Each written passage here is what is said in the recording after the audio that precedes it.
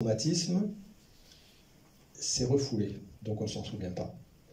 Et donc, on va aller chercher quelque chose comme, finalement, l'iceberg invisible de l'inceste, ce qui se passe dessous, essentiellement entre 0 et 6 ans, mais pas que.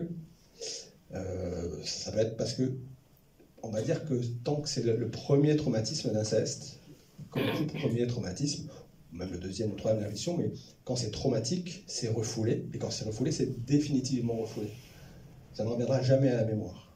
Donc c'est des choses qui ne reviendront jamais à la mémoire.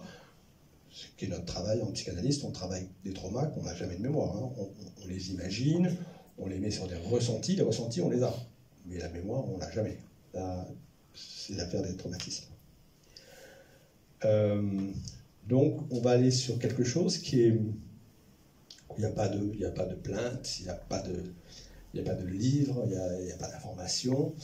De temps en temps, s'il y a des divorces, par exemple, les parents se dénoncent l'un l'autre. Il y en a eu dernièrement. Donc on va aussi sur des choses. La Sylvise, par exemple, il n'y a pas du tout d'inceste maternel. Ça n'existe pas pour la Sylvise, aucun témoignage. Voilà.